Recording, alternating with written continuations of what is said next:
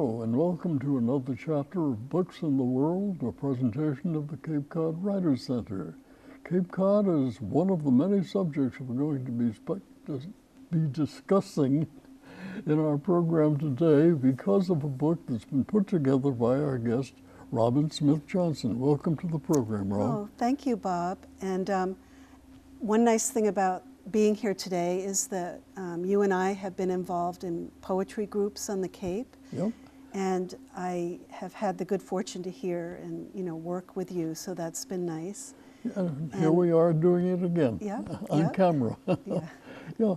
How did this book, Legends and Lore of Cape Cod, come about?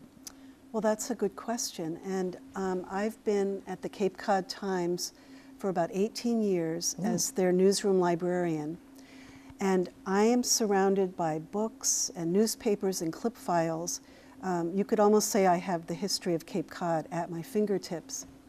So in 2009, my editor, Paul Pronovost, sent some of us to Hartford to a conference. And it was fun. There were workshops, and they had a keynote speaker, David Baldacci. And one of the workshops was on blogging, and it was just catching on as kind of a phenomenon. So when I came back from the conference, I asked Paul if they might consider having me do a Cape history blog. And so I started, and I named it Cape Rewind. Rewind. Yep, rewinding the tape. Uh-huh. And I picked all sorts of different topics, but of course things that interested me. And 2 years ago, somebody from History Press contacted me about History Press. If you look them up online, they have a huge selection, and they publish local, regional history. So if you were born in Detroit or Baltimore, Maryland, there's sure to be a book out there. They've got a book on it. out there for you. So one thing about History Press is they have different series, local legends and chronicles. And so my book came under the series American Legends. And so a lot of the book is comprised of material from my blogs. But in my contract, it specifies that 25 to 30% had to be new material. So that was kind of fun, finding new stories. They're writing about legends and lore, and yet they say a percentage has to be new material. Oh. A new legend? No, I think what that meant was that it was a subject I hadn't written about in my blog. Okay, new to print. Yes, new to print, right. What's it like in the library of a newspaper, well, specifically of the Cape Cod Times? Is it a large room with files, with books? Well, it's a very small room with lots of clip files, microfilm, reference books, stacks of newspapers. And I have to say it's been a great job. I love working there. And when I came aboard in 1998, the publisher then, Cliff Sheckman, wanted to have the focus of the librarian be on doing research for the editors and the reporters. Before then, the librarians mostly serviced the public. And also, after 9/11, security became much tighter, so the library was not a walk-in. They used to have regular hours.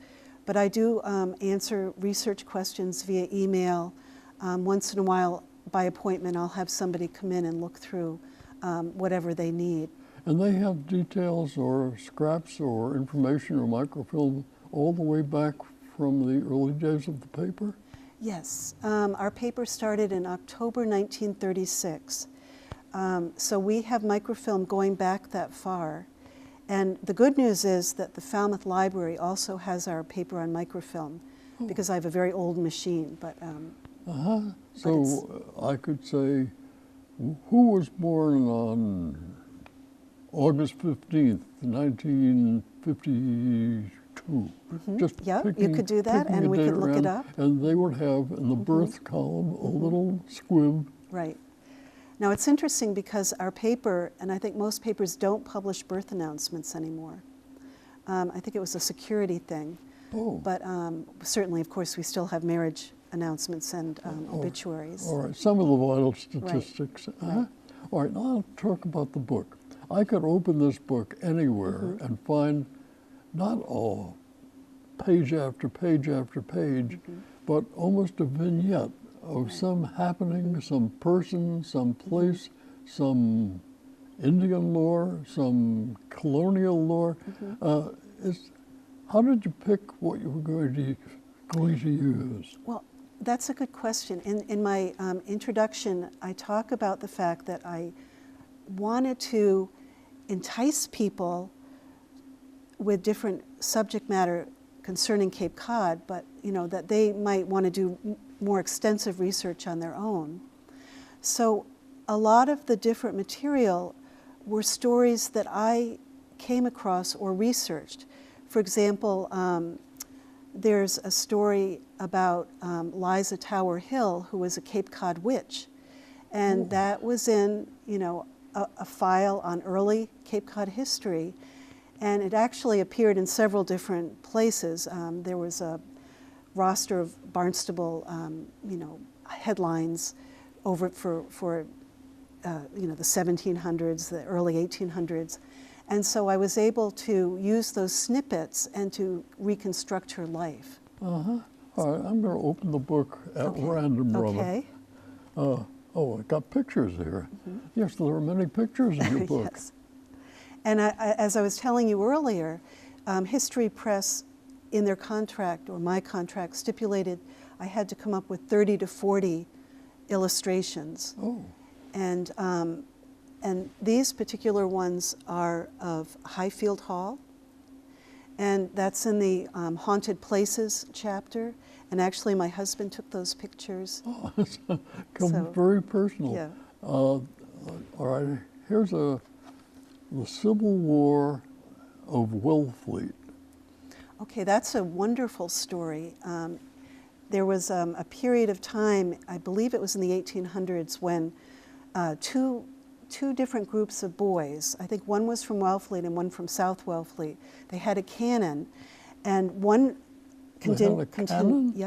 one contingent would drag it over Uncle Tim's Bridge, and then the other group would go and take it back. So they kind of did this back and It's forth. like a high school rivalry. Right. And finally, one group buried it, and one of the young boys, when he later in life he revealed to his daughters before he died where it was buried, and so after his death, it was dug up. They dug it up. And I believe it was brought to the Wellfleet Town Hall, where it was put into cement so that it could never be taken out. So it wasn't going to be hauled back and forth Right. anymore.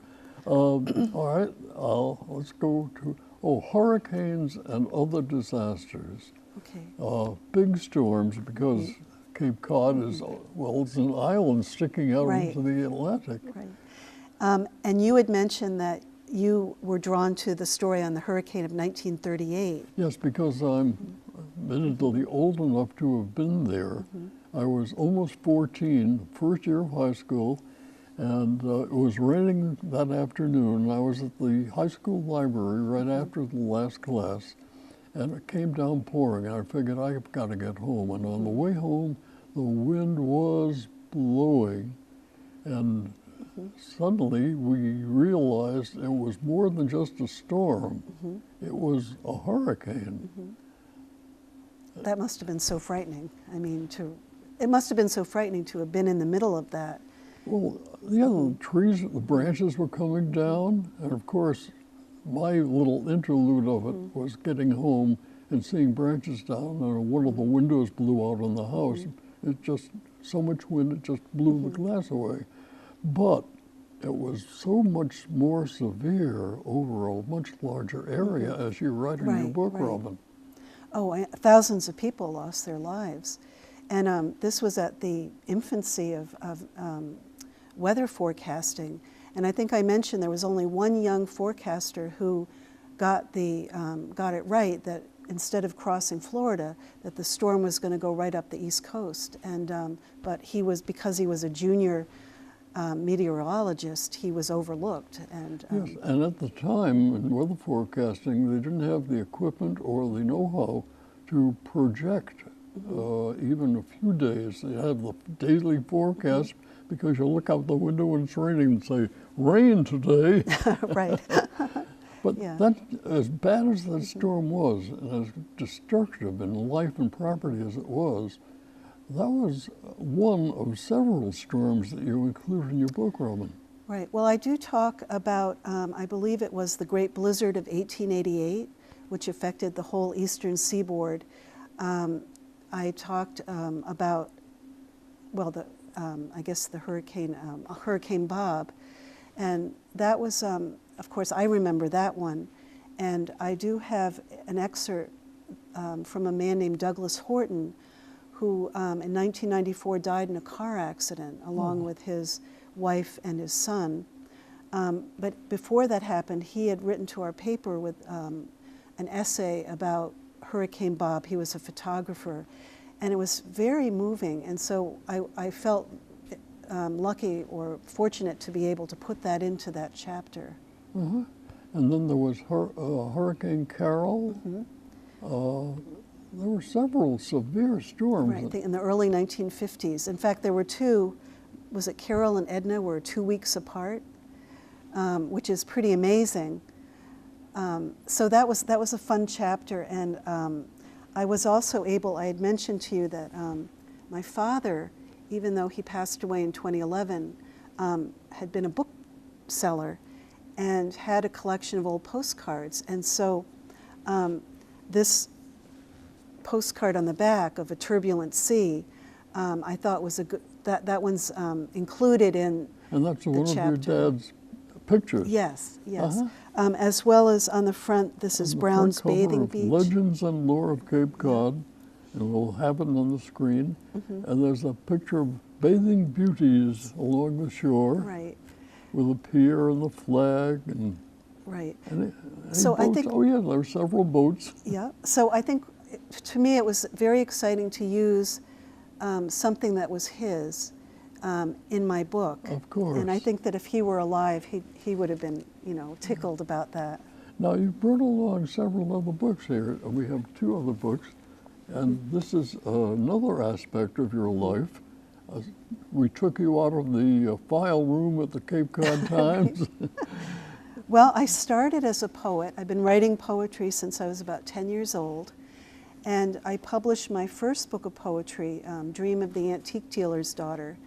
And my mom was an antique dealer, and my dad was a book dealer. Oh. They had 2 shops. They had the Incredible Barn in East Orleans, and then later they had the Sunsmith House in Brewster. So it just seemed fitting when I was trying to title my first book that it would, in a sense, be dedicated to them. And the title of the book, sure enough, is Dream of the Antique Dealer's Daughter. Right. You. Yes, and I also, the title poem is in the book as well.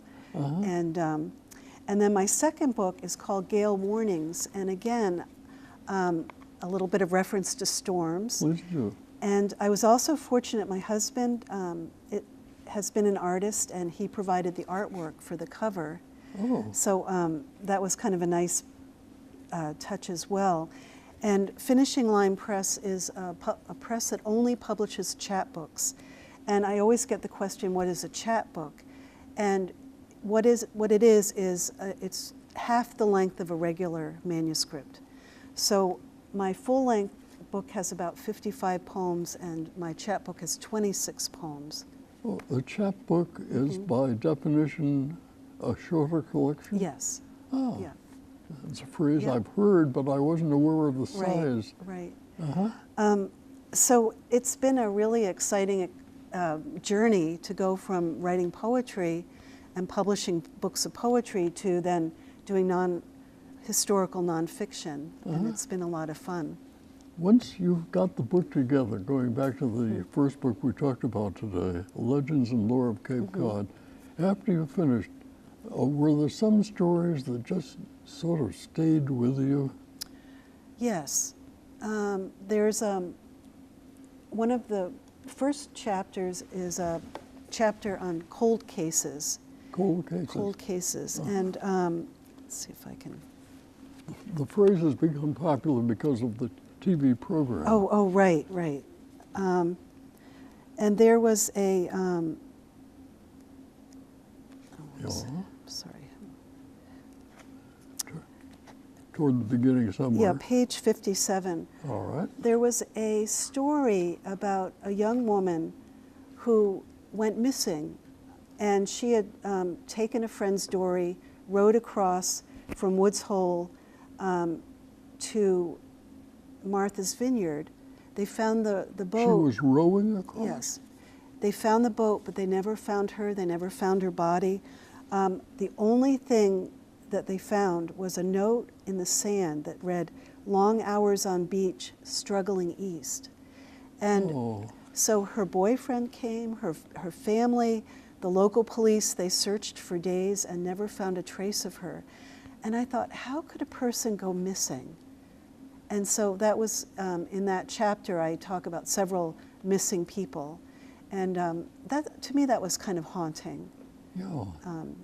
There is, you know, I when I finished the book, I figured this kind of book, in fact, this exact book, is the kind of book that should be in almost every tourist room. No, really. Yeah. It's not just flattery, it's a fact. People who come to Cape Cod and make it a rainy afternoon where they can't go to the beach.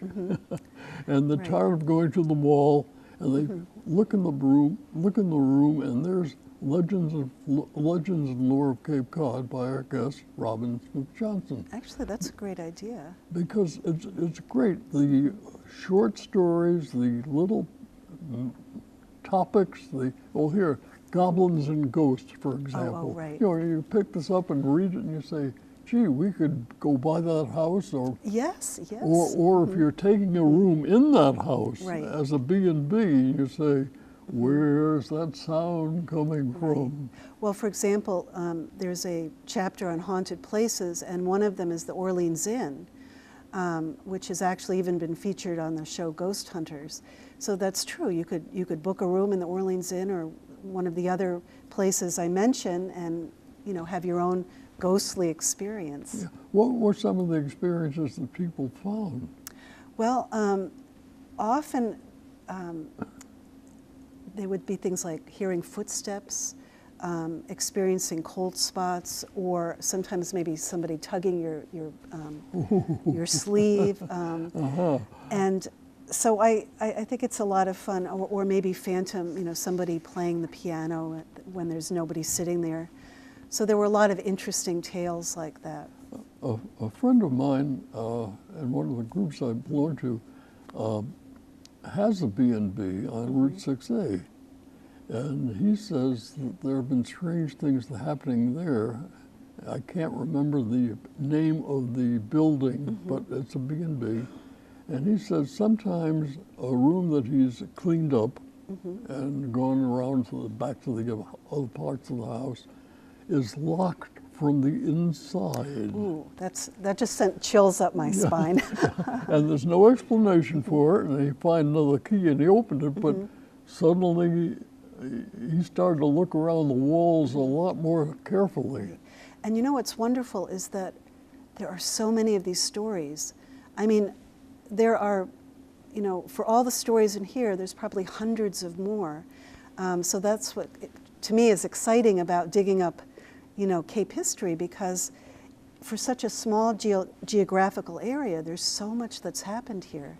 When you were writing and putting this book together, Legends and Lore of Cape Cod, Robin, did you go to any part of the library at the newspaper and pick out some item and you say, gee, that should be in here? Yes. And one thing I paid a special attention to, every town has a historical society. They all have their own clip files. Oh. And for example, in the chapter Village Vignettes, and this is one of my favorite stories, in the Orleans Historical Society clip file, there was a 1955 clip on the oldest living woman from the Orleans Henhawks, which I'll get to in a minute. It was about her passing away. And in the early part of the 20th century, a group of ladies got together and formed a street lighting company A because street lighting right, company. because all the streets were so dark, and they were called the hen hawks because they would solicit chickens and hold chicken suppers and raise money. So I thought that was such a great story. And then I have a chapter, I think it's called Fantastic Creatures, and Cat's Alley in South Yarmouth. Cat's Alley. Cat's Alley. And that was because there's a little harbor there. If you go to the Cultural Center of Cape Cod, right down the street, there's a harbor. And in the old days, there were lots and lots of cats that would congregate, and they would actually stop traffic because they were looking for fish. And there were fishermen at the end of the pier? Oh, probably, yeah. The cats knew. Right. And anyway, I found an article about that in I believe, the Yarmouth Historical Society clip file. But they were all, my husband, whose grandparents were Provincetown artists, were friends with Donald Baxter McMillan, and he was the Arctic explorer, and my husband said, you ought to include something on him. So I was lucky in that there were 2 huge clip files on him in the Cape Cod Times newspaper library. So often I would think of a subject and then go see if I could find the research. Yeah. And then sometimes I would stumble across stories and include it that way. Well, you were in the right place with yes. yes. All right, there's a picture here that, let's see, a photograph of Mary Otis Warren. Oh, Mercy. Who was a very famous Cape Cod woman. Right, Mercy Otis Warren. And I had the good pleasure of going to Cape Cod Community College archives, and that Mary Lumbombard, who was the archivist at that time, laid out this huge selection of photos, and that was one that I chose, and I have a chapter on inspirational legends, and I write about her and also Catherine Lee Bates. Uh-huh. And Mercy Otis Warren was really a woman ahead of her time, and it was said that without her you wouldn't have jury trials, you wouldn't have freedom of speech, you wouldn't have a free press. Yes, well, tell me more about her. Well, she was born in 1723 and later married, and James Warren, her husband, was very supportive of her writing, which was unusual at that time. She was educated, and she later became friends with people like Abigail Adams and Martha Washington. But she was also a writer, and she published what might have been her most famous book, History of the Rise, Progress, and Termination of the American Revolution. But she is remembered for words like, government is instituted for the protections and happiness of the people, not the profit, honor, or private interest of any man, family, or class of men. So she was progressive, intellectual, and was somebody that I think all Cape Codders should be proud that, she lived here. Yes, she has a statue. In front of the Barnstable Courthouse. Yes, yeah. on Route 6A in Barnstable Town.